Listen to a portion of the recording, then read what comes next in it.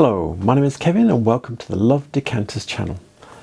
So this is part 4 of my visit to Helios Antiques in Weedon, and now we're getting down to business. Now we're getting to the nice cabinets with the old glass in. Yes.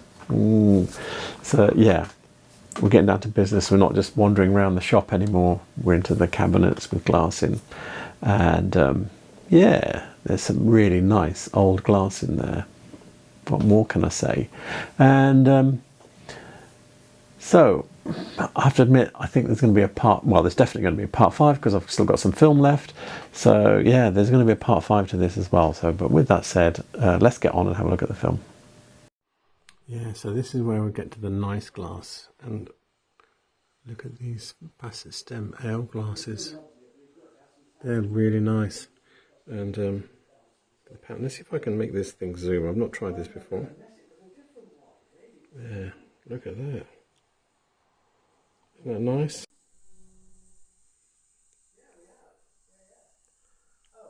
They're diamond facets. These are from, if I remember rightly, facets are from 1865 onwards for a short while. So we can try and, I'll look those up in Bickerton, see if they're there. They're nice. Meander, wheel, cart wheels, they're nice. So, yes, I've been through all my books. I couldn't find a facet stem with that meander with the cartwheel cartouche on it. So I know I've seen them before out and about. So I googled imaged. Well, I didn't. I just googled, and I found this one. And this is a good reference in that it's, I'm not even sure how you spell or pronounce this, Delomosne. So they're a really old school glass antique dealer. It tells you actually they're a member of the British Antiques Dealers Association. They've been around forever. I've seen in some of my oldest antique books, sometimes they have little adverts in the back, and I've seen adverts for them. So they've probably been around over 100 years. So they're really old school. And yeah, they've got their own website. It's probably a really good place to go and look for things. Look, they've got a section. So I just Googled and just saw this one. I thought, yeah, that's the closer. So completely different shape. This is a wine glass. I think what we were looking at was ale glasses because they're a bit taller. Nice. Foot is the same. Also, I think, is this one? So this one's a bit of a mixed one. So the one we were looking at, they had diamond facets. I think this is a mix of diamond and hexagonal. Hexagonal ones are, well, usually hexagonal are rarer than diamond. This is a mix. I don't know if I remember seeing that before. So yeah, but then it's Delomosne. So if someone's got a mixture of diamond and facets, they're the people to have it. If you're that kind of collector. So yeah, and the date, LM Bickerton always says 1785. They're saying 1780 to 90 for this. Doesn't go with LM Bickerton. It makes very little difference. I think once you kind of, it's around that age, let's say. So yeah, I'm happy with that. And so yeah, they're very nice glasses. Very, very nice indeed. Oh, and I should point out, I was talking about a meander. So this bit here that goes round, yeah, that's a meander. If it just goes like that, and it just slopes as it goes around like that all the way. If it goes up to a point and then comes down, that's a swag. Just old school, glassy, technical talk. I forgot to point out, there's 5 of them. It's also got some bladed caps and stems, little wine glasses. These ones are moulded though, can you see there? Switch back to International.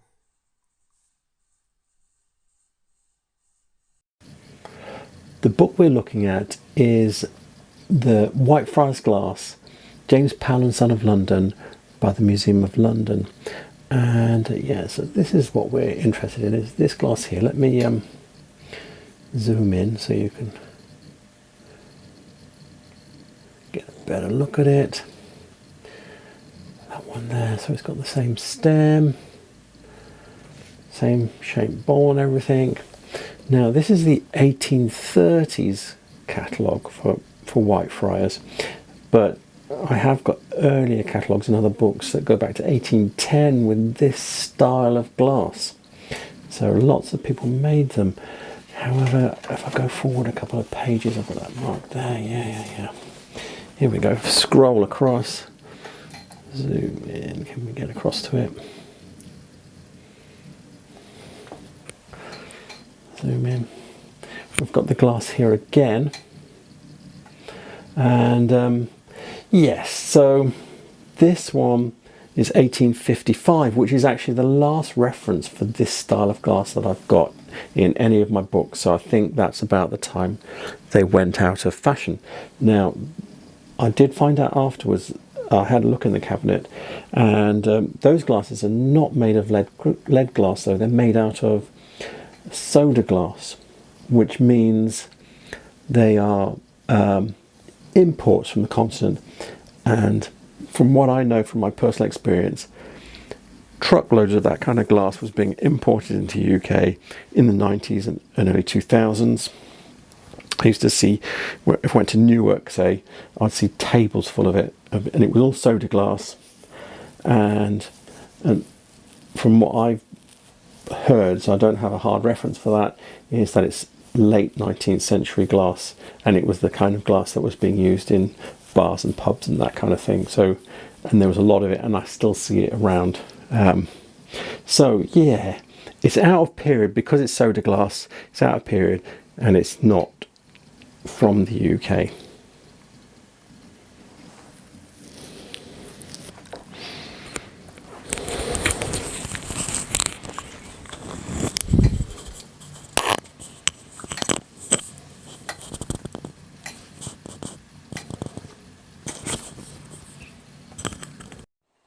Victorian pub glass here, that's late 19th century, and then we've got, yeah, these are nice wine glasses here, trumpet, and then in the back, let's focus down there. Yeah, I think he's got a pair, yeah, there's a pair of Waterford salts down the back there, and I'll try and find those on replacements.com. So after bumbling around on the internet a bit, I found what I'm looking for. So I found a marked pair for sale in the US for $20. Now the reason they are $20 is because they are both chipped, which for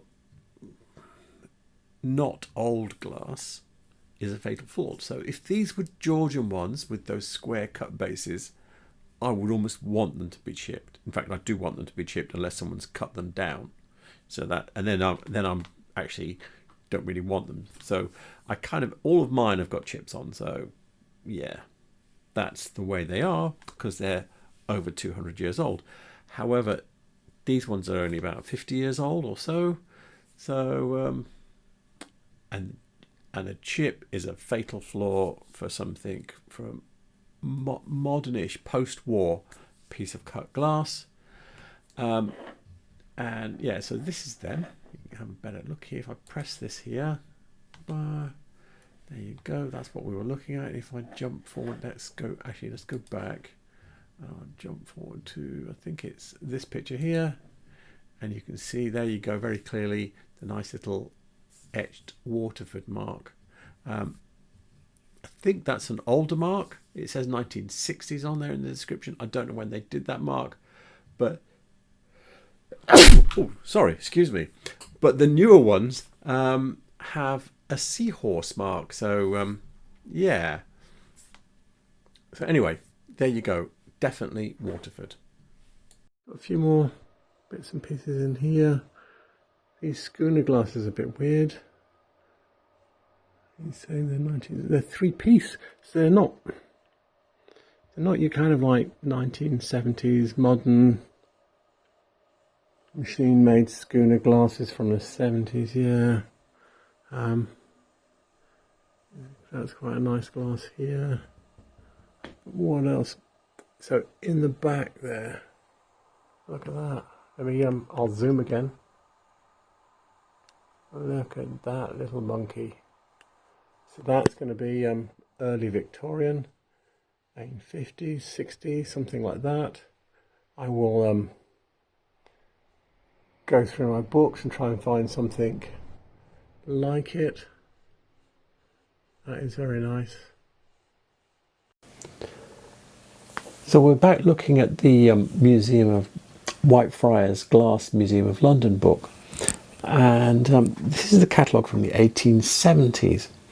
And what's interesting in these, forget that they've got stoppers, because the way the tops of some of these four here is like the ones that we were looking at. So you've got a little bit of what's known as a cup mouth, and then it's got like a lip on the top.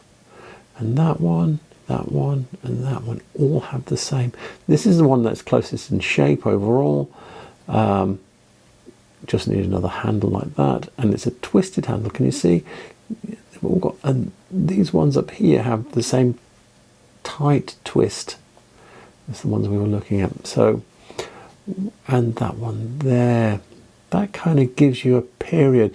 There is another page back to the 1860s, and they're not quite as close as these ones as far as the little details with the handles and the way the top is finished and everything. So I think that places them date-wise around the 1870s, 80. I've looked in one of my other books, and that has something from the 1883. That's very similar. So I think that gives you as close a date as you would like. So I've got come down level, and he's got set of early or mid 18th century trumpet bowl glasses, but he's got 10. One of them is an odd one because 9 of them have got folded feet. This one doesn't. I have actually, because I was here a couple of days ago and I've had them out, and yeah, I think they're right. I did the old scratch test along the base, where you can feel the wear. Yeah, they feel right. So yeah, 895, but even though one's an odd one, 9 is super rare. I've never seen that before. He said he bought them from an estate that was closing up, and they had these in the back of the cupboard. So yeah, those are super rare.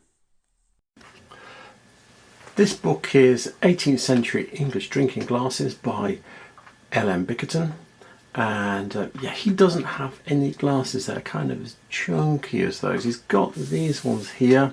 This is the chunkiest one. He's got 1750 on it. He's got this other one up here, which has got a folded foot, which he's got 1740 on, and these are similar to each other, but they're still a bit slimmer than what we were looking at. You know, the top's not quite as trumpety. So I decided I would go with another book. So I'm dragging out Price Guide to English 18th Century Drinking Glasses by George Turnbull and Anthony Herron, and he does have one that's closer to the folded one. So stem's a little bit longer, a little bit thinner, same bowl though, same folded foot looks about the same, and he's got 1740 on it as well. If it's got a long bubble in it, usually you start to say the post 1845, because the bubble is to make it lighter. because there was a tax by weight. Yeah, so that's when they started introducing a bubble to make them lighter. I think if I go over the page a couple, you can start to see bubbles appearing. Yeah, look at that one. So yeah, if you see a bubble like that inside it, post 1845, it's actually got, in fact this one's got a date on it, October 4th, 1755. So which really goes with the that idea. So anyway, there you go. 1740. Most of those glasses are 1740. Maybe the one with the solid foot is like 10 years later. Nice little early creamer. As a clear one, it's less desirable than the blue one, so this is probably not a copy. There's lots of copies of the blue ones, but as a clear one, not as desirable. Why would you bother copying it? And then just behind it, there's a, I think it's just about pan top. See where pan top rummer? Can you see where that comes out at the top like that, and then it got that bit in the bottom? Yeah, so that's pan top rummer. I'd like to talk a little bit about that cream jug. So, when I started collecting nearly 30 years ago, a Bristol blue cream jug, 18th century Bristol blue cream jug I should say, was one of those staples that old guys collected. They cost like about £100, which was 30 years ago. And yeah, so what happened was there were lots of copies made. There's some like this one here is a modern reproduction. It's clearly modern. So's that one, so's that one, that one. But there's a load of them with the handles on the right way round. You can see like this. And if I start scrolling down, you'll see there's actually quite a lot of them. Saying that, it's less there. But there's another one, another one, another one, another one. You can see there's quite a lot of them with the handles on this way round, because they were being reproduced, because if they were £100 a pop 30 years ago, they were worth making to try and sell on. And people were probably reproducing them in good faith. Someone would scuff the base a bit, scratch it around a little bit, and then bam, suddenly it's an 18th century one. So it kind of poisoned the water a bit for them. This one is probably the closest one to what we were looking at, because you can see it's got a folded lip there. It's a bit shorter in stature, shape-wise. This is being sold by World is Made of Glass. It's a very good seller, but in actual fact I've tried to click through on this one and it's not there anymore. In fact, there's one that's clear. Now, because the blue ones were so sought after, that's where the money was. The clear ones weren't particularly sought after, and that's where the money wasn't. So you wouldn't bother copying a clear one when you could make double the money from a blue one. So yeah, that's why I was happy looking at that one and saying, yeah, I'm pretty certain it's the real thing. It's an 18th century cream jug and it's very nice. So yeah. The booklet we're looking at here is Rummers and Goblets by Stephen Parry. The glass we were looking at is mostly like this one. It had a slightly chunkier stem, probably a bit more like that one or that one. But yeah, this pan top OG shape, they call it OG / pan topped bowl. Sometimes the pan top's a bit more obvious, where it's bends in and comes out more, but this one is very similar to the one we were looking at. The date he's given is 1810, so I'm very happy with that date. It's the date I've seen for other rummers of this kind. The one that next to it is given, I think, a similar date. Yeah, and that one. So yeah, they're all of a period. So whereas he's given these lemon squeeze base ones 1800. So I think I'm happy with that. 1810 for that pan top. Rummer, which makes it over 200 years old. Another nice glass I spotted in there. It's this one here. Let me zoom in. That one. This is a shape that was used by Thomas Webb a lot before World War One, so that's quite nice. If you know anybody that collects custard glasses, they need to get their asses down here because there are loads. And they're all different periods. We've got some like Regency ones, like that one there. That one. Yeah, well, that's early 19th century, 18th century as well. Or, 19th century. Yeah, get it right. And the one behind it as well. They're petal moulded. And you've got the other end of the scale. This is Thomas Webb fir cone pattern. And there's actually a few. There's like 3 different fir cone pattern ones. There's that one, and that one there. I think I might have one of those. One in the back there, that's nice. This one here, let me zoom in on it. Look at that, with a good round base. That might be that might be a late 18th century one.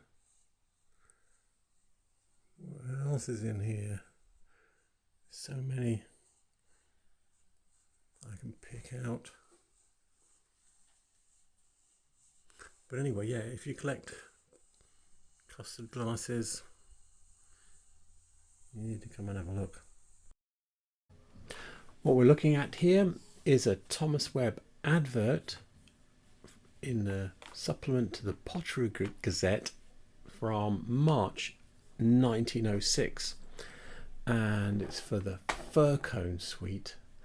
Fir cone was originally registered pattern in 1903, so it's relatively new at this point. And look, here is one of the custard glasses we were looking at. This pattern went on for at least until the war, I think beyond the war. So yeah, the patterns of the custard glasses will change. I do actually have another one, another advert here. But that's a jug, but there's the custard glass again, handled custard. There you go, so it's even named. Now, this I've pasted, because I've actually pulled this out of the Pottery Gazette myself. I've pasted it into the Thomas Webb Glass Appreciation group Facebook page. I'm still going through the Pottery Gazettes that I've found, and there may be more adverts that I'm going to pull out. So, but when I pull them all together, they will be posted in the files in there. But at the moment, if you just scroll back through it, you'll see these adverts because I've already put them up. But I will make them into a proper document and post them up properly at some point. But anyway, this is the fir cone pattern. You can see it's got this distinctive scale-like pattern. Sometimes it's very indistinct though, and it's just like a bunch of blobs, and it's then difficult to tell it from honeycomb, and there's a couple of others. But yeah, it should be like this. But I know that I've got other things where part of a thing is very distinct and other parts of it are less distinct, so I know how this looks when it's a bit washed out, so to speak. But yeah, this is fir cone, and some of those pieces were clearly, and this is a registered pattern, so nobody should have been copying it. I thought I'd show you something else to do with custard glasses as well, and this is true of a lot of glass. So this is another advert from the Pottery Gazette for the Farringdon Glassworks, Rankin Beston Green. So this is a glass maker in London, okay? This is what they're making. These are things you see all the time. You see these little bird feeders and little agitator bottles. Yeah, and all this little things for putting your tables and pianos on. Yeah, it's the kind of stuff you see a lot of. But look at this little row of custard glasses they've all got down here, all different shapes and sizes. And some of them have got the standard etch line patterns as well. So yeah, I've never heard, until I found this advert, I'd never heard of this glass company before. And here we are with a page full of their stuff. They probably had a full range of stuff. I don't even know how long they ran for. But yeah, there's a whole, they've got 7 custard glasses on their little advert here. So yeah, this is how difficult it is to ID glass. You can just go, look at all these ones with the little stems on. That probably makes them Edwardian, Victorian, late Victorian. And then you've got these other ones. And if you notice, all the handles are from bottom to top. Yeah, so you're going, yeah, they're all in that period. But then just to make your life hard, I do have some other adverts. So this is a custard glass imported from Bohemia, and look, it looks like one of the ones to the right from Farringdon Glassworks. And then I have another advert, this one here from the Anglo-Belge. So this one's coming from Belgium, and there's another one which actually isn't like one of the ones we're looking at from the Farringdon Glassworks, but you get the idea where I'm coming from here. This is just one set from them, produced in 1913. I have like a whole pile of adverts for them. I think this is the only one with a custard glass on, but you can bet your bottom dollar they were importing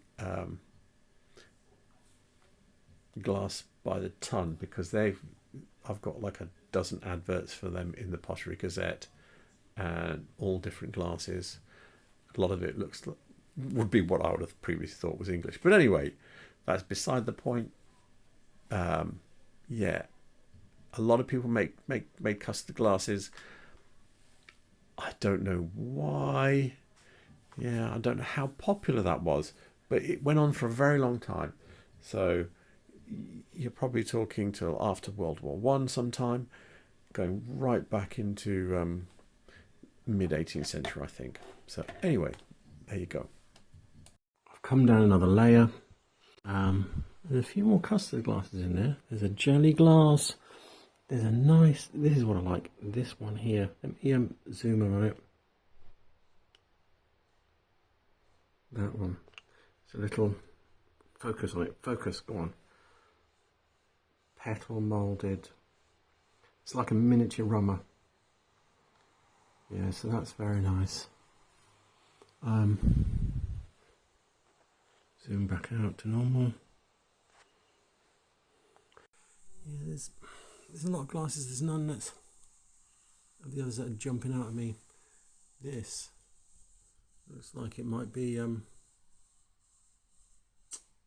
Walsh Walsh or somebody like that. I will have a look in the cranberry bits that in some of the books and see if anybody's actually done this as a pattern.